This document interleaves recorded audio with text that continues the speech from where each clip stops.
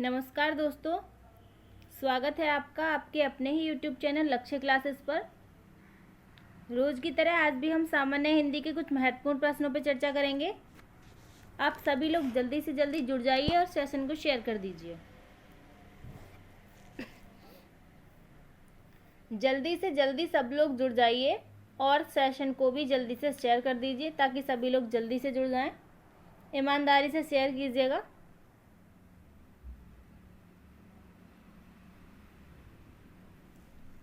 आशा करती हूँ सब लोगों ने शेयर कर दिया होगा। जिन्होंने नहीं किया है वो जल्दी से कर दीजिए। सेशन पर आते ही सबसे पहले लाइक किया करो। फिर चलो अपने प्रश्नों पर चलते हैं। आज का विचार है हमारा, मुश्किलों से कह दो उलझा न करें हमसे, हमें हर हाल में जीने का हुनर आता है। परिस्थितियाँ, मुश्किलें कितनी भी आए हम उनसे डरने वाले नहीं हैं, क्योंकि हमें हर हाल में जीना आता है। परेशानियों में भी हम जी सकते हैं। उन परेशानियों को हरा कर भी हम आगे निकल सकते हैं। परेशानियाँ ये ना समझें कि हम उनसे डर जाएंगे। ऐसे आपको परेशानियों से कहना है, भाई मुझसे नहीं कहना है। परेशानियों को, मुश्किलों को कभी मुश्किल समझो ही मत। उन्हें मज़े में लो। उन्हें बिल्कुल भी ये मत समझो कि ये मुश्किल है, भाई ये हमारे लिए परिस्थितियाँ बन के आया है। जब तक आप किसी चीज़ से डरोगे वो तुम्हें और ज़्यादा डराएगा। सामने से खुल के आओ ना उसके सामने, जो मुश्किल है। हर मुश्किल आसान हो जाएगी। ठीक है, मुश्किलों से कहना है, डट के सामने खड़े होना है कि भाई हम डरने वाले नहीं है तुझसे, आजा बेशक जितनी आनी है, हमें हर हाल में जीने का हुनर आता है। चलिए प्रश्न पे चलते हैं। प्रश्न है हमारा, तन मन धन में कौन सा समास है? परेशानियों को हराना है और प्रश्न को सॉल्व करना है। तन मन धन में कौन सा समास है ये हमें बताना है। अव्ययभाव समास है, कर्मधारय समास है, द्विगु समास है, द्वंद्व समास है। जल्दी से कमेंट बॉक्स में आंसर दीजिए, कौन सा समास है।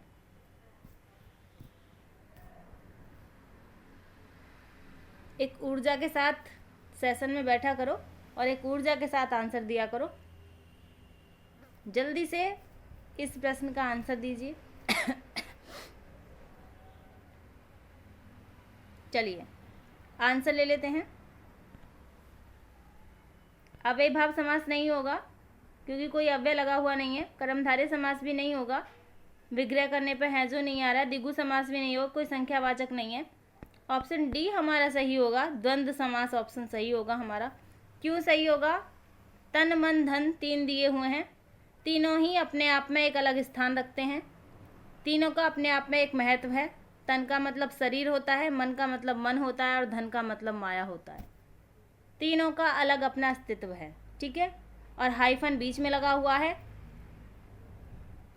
और क्या हो रहा है? विग्रह करने पर और भी आ रहा है, तन मन और धन। ठीक है, तो द्वंद्व समास होगा। चलते हैं अगले प्रश्न पर। प्रश्न है हमारा, संतोष का सही संधि विच्छेद है। शब्द दिया है संतोष और पूछा है हमसे कि सही संधि विच्छेद क्या होगा। जल्दी से कमेंट बॉक्स में आंसर दीजिए, संतोष शब्द का सही संधि विच्छेद क्या होगा। सम प्लस तोष, समधनतोष, शह धनतोष, संधनतोष, क्या होगा? जल्दी से कमेंट बॉक्स में आंसर दीजिए। अच्छा प्रश्न है, कई बार एग्जाम में पूछा गया है ये प्रश्न। जल्दी से आंसर दीजिए।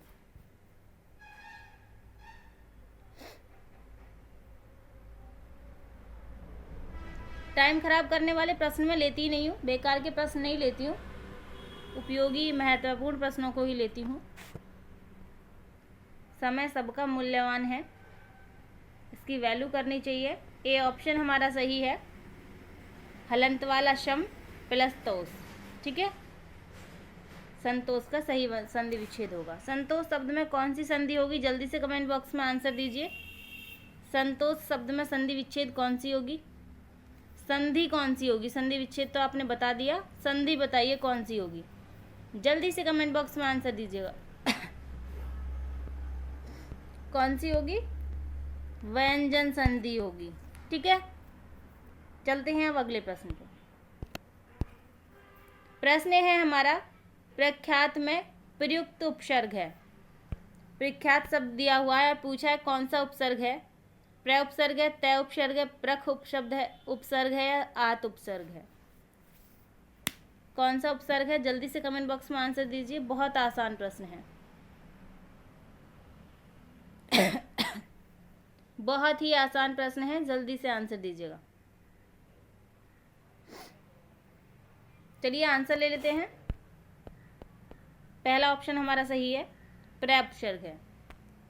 उपसर्ग मूल शब्द से पहले जुड़ के बनता है। प्रश्न है हमारा, छंद का सर्वप्रथम उल्लेख कहाँ मिलता है। छंद का सर्वप्रथम उल्लेख कहाँ मिलता है ये आपको बताना है। कौन से वेद में मिलता है, ऋग्वेद में, यजुर्वेद में, सामवेद में, उपनिषद में, किस में मिलता है छंद का सर्वप्रथम उल्लेख।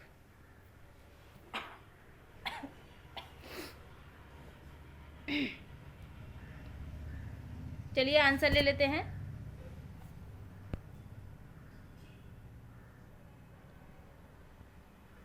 आंसर ले लेते हैं, क्या होगा। डी भी नहीं होगा, सामवेद भी नहीं होगा, यजुर्वेद भी नहीं होगा, क्या होगा, ए ऑप्शन सही होगा। ऋग्वेद में मिलता है छंद का सर्वप्रथम उल्लेख। ठीक है, अच्छा प्रश्न है, कई बार एग्जाम में पूछा गया है। चलिए प्रश्न है हमारा, वहां जाओ।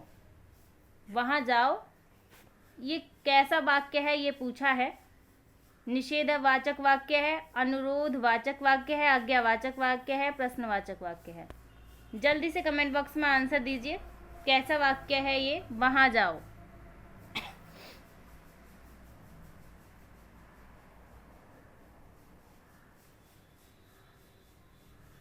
जल्दी से कमेंट बॉक्स में आंसर दीजिए। अच्छा प्रश्न है ये, तो काफ़ी आसान प्रश्न है, सभी लोगों का आंसर सही आना चाहिए। इससे आसान प्रश्न क्या ही होगा। चलिए अब आंसर ले लेते हैं, क्या होगा। ए ऑप्शन है हमारा निषेधवाचक वाक्य। निषेधवाचक वाक्य ये नहीं होगा, क्यों नहीं होगा, क्योंकि इसमें नहीं है। मैं खाना नहीं खाऊंगा ऐसे होता, तब निषेधवाचक होता। ठीक है, अनुरोधवाचक वाक्य नहीं है ये, क्यों नहीं है, अनुरोध नहीं किया जा रहा है यहाँ पे। कृपया मुझे कोई पानी पिला दो, ये क्या हो गया, अनुरोध हो गया। कृपया मुझे रोटी खिला दो, कृपया मुझे खाना खिला दो, कृपया मुझे ये चीज़ दे दो। ठीक है, ये क्या हो गया, अनुरोध हो गया। लेकिन ये सी ऑप्शन हमारा सही है, आज्ञावाचक है। आज्ञा दी जा रही है, वहाँ जाओ। ठीक है, प्रश्नवाचक क्यों नहीं है, क्योंकि प्रश्न नहीं पूछा है, तुम क्या कर रहे हो, तुम्हारा नाम क्या है, या तुम कौन हो, ऐसे सब प्रश्न नहीं पूछा है उससे। सी ऑप्शन हमारा बिल्कुल सही है, आज्ञावाचक वाक्य है, वहाँ जाओ। चलते हैं अगले प्रश्न पर। प्रश्न है हमारा, अंतर के पट खोलना का अर्थ है। अंतर के पट खोलना का अर्थ क्या है ये आपको बताना है। प्रशंसा करना, भेद खोलना, विवेक से काम लेना, अपमानित करना। क्या होगा इसका सही अर्थ, जल्दी से कमेंट बॉक्स में आंसर दीजिए। ऐसे ही आसान प्रश्न एग्जाम में आते हैं जिन्हें हम गलत कर देते हैं।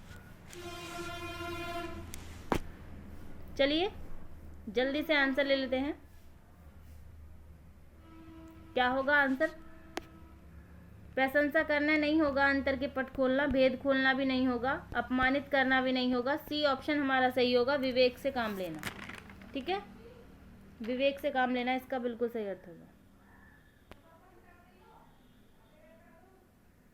चलते हैं अगले प्रश्न पर। प्रश्न है हमारा, बिल्ली को पहले ही दिन मारना चाहिए। इसका अर्थ पूछा है हमसे, बिल्ली को पहले ही दिन मारना चाहिए।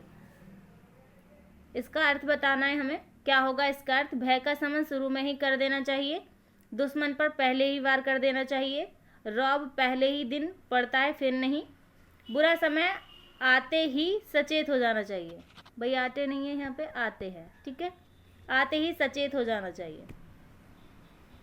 अब जल्दी से कमेंट बॉक्स में आंसर दीजिए, बहुत ही अच्छा प्रश्न है, इसका आंसर क्या होगा।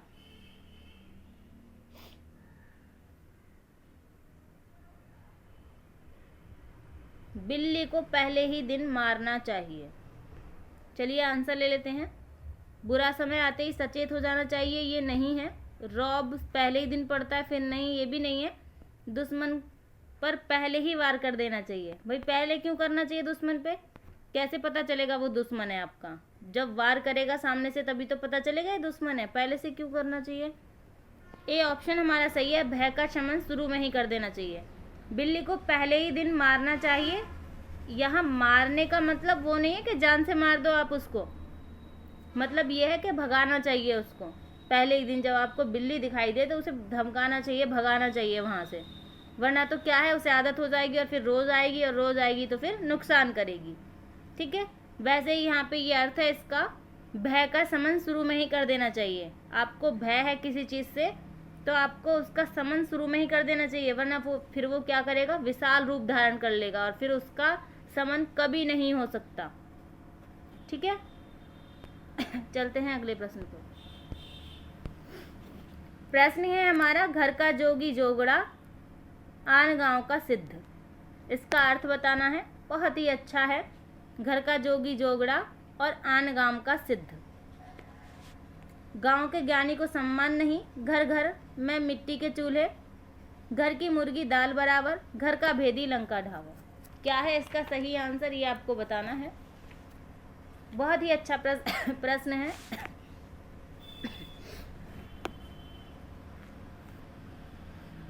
जल्दी से कमेंट बॉक्स में आंसर दीजिए। चलिए आंसर ले लेते हैं। घर का बेदी लंका ढावे, ये नहीं होगा ऑप्शन इसका। इसका मतलब होता है घर का बेदी लंका ढाए, आपसी फूट से भेद खुलना। ठीक है, घर की मुर्गी दाल बराबर, ये भी नहीं होगा, क्योंकि इसका मुहावरा क्या होता है, घर में जो वस्तु है उसका महत्व नहीं। ठीक है, घर में जो वस्तु है उसको महत्व नहीं देना। ए ऑप्शन हमारा सही है। घर के ज्ञानी को सम्मान नहीं, घर का जोगी जोगड़ा और आन गांव का सिद्ध। घर में कोई जोगी है उसे कहेंगे जोगड़ा, और जो आन गांव का कोई होगा दूसरे गांव का, उसे क्या कहेंगे, सिद्ध। औरतों में ज़्यादा होती है ये गुण। पहला ऑप्शन हमारा सही है। चलते हैं अगले प्रश्न पर। प्रश्न है हमारा, आँख की किरकिरी होना का अर्थ है। आँख की किरकिरी होना का अर्थ क्या है, ये आपको बताना है। अप्रिय लगना, धोखा देना, कष्टदायक होना या बहुत प्रिय होना। जल्दी से कमेंट बॉक्स में आंसर दीजिए। आँख की किरकिरी होना, ये तो सभी को आता होगा, बहुत ही आसान प्रश्न है। चलिए जल्दी से आंसर भी ले लेते हैं, आसान है तो। बहुत प्रिय नहीं होगा, कष्टदायक नहीं होगा, धोखा देना नहीं होगा, अप्रिय लगना सही है। ठीक है, आँख की किरकिरी।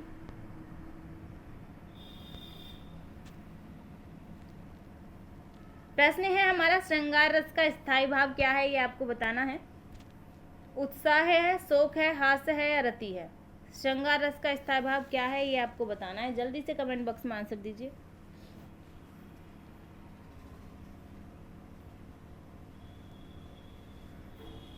जल्दी से कमेंट बॉक्स में आंसर दीजिए। इसका अच्छा प्रश्न है, आसान भी है। उत्साह का वीर रस होता है, उत्साह वीर रस का स्थायी भाव होता है, और शोक करुण रस का स्थायी भाव होता है। हास्य रस का स्थायी भाव होता है। डी ऑप्शन हमारा सही है। रति श्रृंगार रस का स्थायी भाव होता है। ठीक है, चलते हैं अगले प्रश्न पर। प्रश्न है हमारा, कुटुज के रचयिता हैं। कुटुज रचना है और इसके रचयिता हमें बताने हैं। कौन है रचयिता? शांति प्रिय द्विवेदी जी हैं, आचार्य प्रसाद द्विवेदी हैं, कुबेरनाथ राय हैं, विद्या निवास मिश्र हैं। यहाँ पर विवास नहीं होगा भाई, निवास होगा। ठीक है, विद्या निवास मिश्र। अब जल्दी से कमेंट बॉक्स में आंसर दीजिए, कुटुज के रचयिता कौन है। अच्छा प्रश्न है और कई बार एग्जाम में आया भी है। ये भी कई बार एग्जाम में पूछा गया है कि कुटुज क्या है। कुटुज एक निबंध है जिसमें किसी भी परिस्थिति में हार न मानने के बारे में बोला गया है। बहुत अच्छा निबंध है, इसको आप पढ़ना। बी ऑप्शन हमारा यहाँ पे सही है। हजारी प्रसाद द्विवेदी कुटुज़ के रचयिता हैं। ठीक है, चलते हैं अगले प्रश्न पर। प्रश्न है हमारा अमीय का पर्यायवाची शब्द है। अमीय का पर्यायवाची शब्द हमें बताना है। विष होगा, सुधा होगा, मधुप होगा या आम्र होगा। जल्दी से कमेंट बॉक्स में आंसर दीजिए, क्या होगा अमीय का पर्यायवाची शब्द। अच्छा प्रश्न है। अमीय किसे कहते हैं? अमीय अमृत को कहते हैं।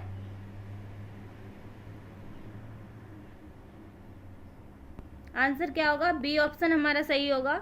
अमृत का पर्यायवाची क्या है? सुधा है, पीयूष है, अमृत है, सुरभोग है और अमीय भी है। ठीक है, तो अमीय का पर्यायवाची शब्द सुधा होगा। बी ऑप्शन सही होगा। विष, जहर या माहुर कहते हैं विष को। मधुप किसे कहते हैं? भौरा को कहते हैं। आम्र आपको पता ही है, आम रसाल, फल श्रेष्ठ, अमृत फल।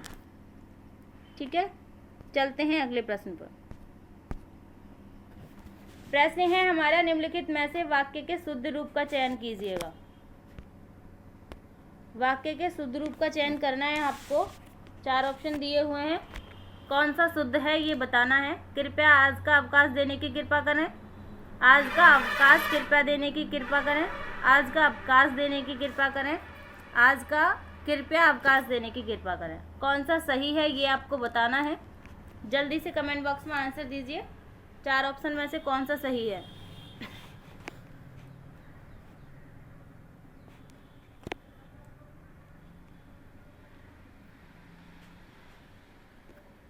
अच्छा प्रश्न है, जल्दी से आंसर दीजिएगा।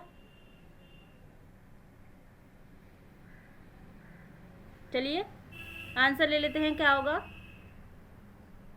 सी ऑप्शन हमारा सही होगा। आज का अवकाश देने की कृपा करें। कृपया आज का अवकाश देने की कृपा करें, ये नहीं होगा। बहुत लोग जब एप्लीकेशन लिखते हैं तो ऐसा लिखते हैं कृपया आज का अवकाश देने की कृपा करें, लेकिन ये गलत होता है।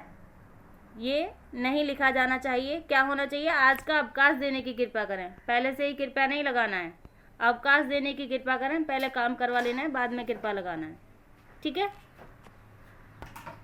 चलिए चलते हैं अगले प्रश्न पर।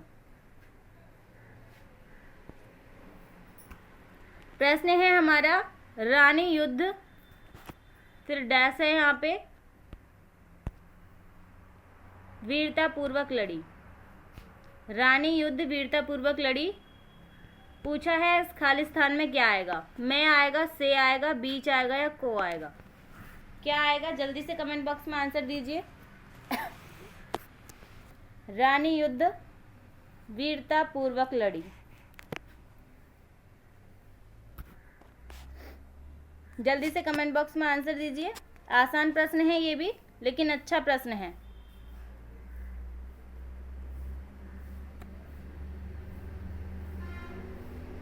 चलिए आंसर ले लेते हैं। ए ऑप्शन हमारा सही होगा। रानी युद्ध में वीरता पूर्वक लड़ी। युद्ध से वीरता पूर्वक नहीं है, युद्ध से नहीं लड़ी, युद्ध में लड़ी। युद्ध रानी युद्ध बीच वीरता पूर्वक लड़ी, ये भी नहीं होगा। रानी युद्ध को वीरता पूर्वक लड़ी, ये भी नहीं होगा। युद्ध को नहीं लड़ी है वो, युद्ध में लड़ी है। ठीक है, तो पहला ऑप्शन हमारा सही होगा, युद्ध में। ठीक है, चलते हैं अगले प्रश्न पर। प्रश्न है हमारा किस वाक्य में क्रिया सामान्य भूतकाल में है। सामान्य भूतकाल में है, किस काल में ये बताना है।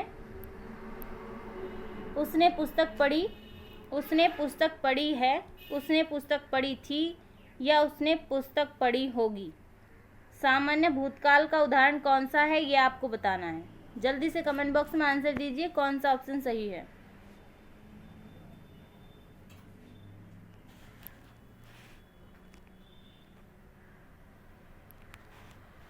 अच्छा प्रश्न है ये, जल्दी से कमेंट बॉक्स में आंसर दीजिए। सामान्य भूतकाल का कौन सा उदाहरण है। चलिए आंसर ले लेते हैं। उसने पुस्तक पढ़ी होगी। ये किसका उदाहरण है? संदिग्ध भूतकाल का उदाहरण है। उसने पुस्तक पढ़ी होगी, पता नहीं है कंफर्म, पढ़ी होगी कह रहा है, ठीक है। होगी से ही पता चल जाता है कि संदिग्ध भूतकाल होगा, ठीक है। उसने पुस्तक पढ़ी थी, इसमें पूर्ण भूतकाल है, ठीक है। उसने पुस्तक पढ़ी है, इसमें आसन्न भूतकाल है। ए ऑप्शन हमारा सही है, उसने पुस्तक पढ़ी, इसमें सामान्य भूतकाल है, ठीक है। आशा करती हूँ समझ में आ गया होगा। चलते हैं अगले प्रश्न पर।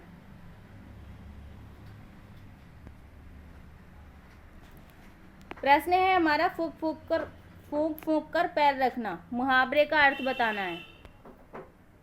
फूंक फूंक कर पैर रखना, धीरे धीरे चलना, डर कर कदम रखना, पैर रखते हुए फूंक मारना, या सोच विचार कर काम करना। जल्दी से कमेंट बॉक्स में आंसर दीजिए। बहुत ही आसान प्रश्न है ये, वन रक्षक परीक्षा में आया है प्रश्न। फूंक फूंक कर पैर रखना। देखो इतने आसान प्रश्न परीक्षा में आ रहे हैं आजकल, लेकिन ऐसे प्रश्न भी गलत हो जाते हैं जब हम एग्जाम हॉल में बैठते हैं। चलिए, वहाँ पे प्रेशर होता है माइंड पे, इसलिए गलत हो जाते हैं अच्छे प्रश्न। धीरे धीरे चलना नहीं होगा, डर कर कदम रखना भी नहीं होगा, पैर रखते हुए फूंक मारना नहीं होगा। डी ऑप्शन हमारा सही होगा, सोच विचार कर काम करना, ठीक है। सोच विचार कर काम करने को क्या कहते हैं? फूंक फूंक कर पैर रखना। चलते हैं अगले प्रश्न पर। प्रश्न है हमारा, वह चम्मच से चावल खाता है। वाक्य चम्मच में कौन सा कारक है? कौन सा कारक है इस वाक्य में, ये बताना है। वन रक्षक परीक्षा में आया है भाई ये प्रश्न। करण कारक है, संबंध कारक है, अधिकरण कारक है, कर्ता कारक है। कौन सा कारक है ये हमें बता। वह चम्मच से चावल खाता है। करण कारक की विभक्ति क्या होती है? से होती है, वो भी द्वारा के अर्थ में। संबंध कारक की क्या होती है विभक्ति? का, की, के, ठीक है। अधिकरण कारक की क्या होती है विभक्ति? मैं, पर। सबसे पहले हमें ऐसे प्रश्न करने के लिए विभक्तियां पता होनी चाहिए। कर्ता की विभक्ति क्या होती है? ने, ठीक है। अब हमें देखना है, से आया है यहाँ पे, वह चम्मच से चावल खाता है। चम्मच से चावल खाता है, चम्मच के द्वारा चावल खाता है, से भी द्वारा के अर्थ में आ रहा है। ए ऑप्शन हमारा सही है, करण कारक, ठीक है। वह चम्मच से चावल खाता है मतलब चम्मच के द्वारा चावल खाता है। ए ऑप्शन यहाँ हमारा सही है। चलते हैं अगले प्रश्न पर। प्रश्न है हमारा, गहने अलमारी में हैं। अलमारी पद में कारक है। ये भी वन रक्षक परीक्षा का प्रश्न है। जल्दी से कमेंट बॉक्स में आंसर दीजिए। करण कारक है, अधिकरण कारक है, संबंध कारक है, या अपादान कारक है? कौन सा कारक है? जल्दी से कमेंट बॉक्स में आंसर दीजिएगा। अच्छा प्रश्न है ये भी। सबसे पहले हम क्या करेंगे, कारक लिख लेंगे। से आएगा, वो भी द्वारा के अर्थ में। अधिकरण कारक की विभक्ति होती है मैं, पर। संबंध कारक की क्या होती है? का, की, के। राम का भाई, सीता की बहन, राम के पापा, कुछ भी आ सकता है। अपादान कारक की विभक्ति होती है से, वो भी किसके लिए? अलगाव के लिए होती है, ठीक है। करण कारक में द्वारा के लिए होती है से विभक्ति, और अपादान कारक में अलगाव के लिए होती है से विभक्ति, याद रखना है। अलमारी में गहने हैं। गहने किस में है? अलमारी में। मैं किस विभक्ति में आती है हमारी? मैं, पर। अधिकरण विभक्ति में आती है, ठीक है। अधिकरण कारक की विभक्ति है मैं, पर। गहने अलमारी में है, यह अधिकरण कारक होगा। चलते हैं अगले प्रश्न पर। प्रश्न है हमारा, आ बैल मुझे मार, इस कहावत का सही अर्थ है। क्या अर्थ है? जल्दी से कमेंट बॉक्स में आंसर दीजिए। छेड़छाड़ करना, जानबूझकर मुसीबत में पड़ना, बलशाली के सामने वीरता दिखाना, कायर होते हुए भी वीरता का प्रदर्शन करना। जल्दी से कमेंट बॉक्स में आंसर दीजिएगा, क्या होगा इसका सही आंसर। आसान प्रश्न है। वन रक्षक परीक्षा में जितने भी प्रश्न आए थे सभी आसान आए थे और पढ़ाए हुए आए थे। सभी प्रश्न पढ़े हुए आए थे और आसान भी आए थे। आसान तो तब लगे होंगे जब हमने पढ़ा होगा, लेकिन जब हम पढ़ेंगे नहीं तो बहुत आसान से आसान प्रश्न हमको कठिन लगेगा। इसलिए पढ़ते रहिए, रिवाइज करते रहिएगा। बी ऑप्शन हमारा सही है। आ बैल मुझे मार, जानबूझकर मुसीबत में पड़ना। अब बैल के सामने जाके भाई ये कहोगे तुम आ बैल मुझे मार, तो जानबूझ के मुसीबत में पड़ना ही तो है। बैल तो 2 मिनट में मार देगा तुम्हें, यदि वो मारता होगा तो, है ना। चलिए चलते हैं अगले प्रश्न पर। प्रश्न है हमारा, इत्यादि शब्द का संधि विच्छेद क्या है, ये आपको बताना है। इति धन आदि, इति धन आदि, एति धन आदि, इत्य धन आदि। क्या होगा इत्यादि शब्द का सही संधि विच्छेद, और ये भी बताना है इत्यादि शब्द में संधि कौन सी होगी। अब जल्दी से कमेंट बॉक्स में आंसर दीजिए, इत्यादि शब्द में कौन सी संधि होगी और इत्यादि शब्द का सही संधि विच्छेद क्या होगा। आज के सेशन का लास्ट प्रश्न है और बहुत ही अच्छा प्रश्न है। जल्दी से कमेंट बॉक्स में आंसर दीजिएगा। आप अपने कन्फ्यूजन जो भी आपको हुआ करे वो कमेंट बॉक्स में दे दिया करो। मैं पूरी कोशिश करती हूँ कि आपके कन्फ्यूजन को दूर किया जाए। चलिए आंसर ले लेते हैं। बी ऑप्शन हमारा सही होगा, इति प्लस आदि, इति धन आदि इत्यादि का संधि विच्छेद होगा। इसमें कौन सी संधि होगी, यण संधि होगी इसमें, ठीक है। इतनी देर तक बने रहने के लिए धन्यवाद। लाइक शेयर एंड सब्सक्राइब करते रहिएगा।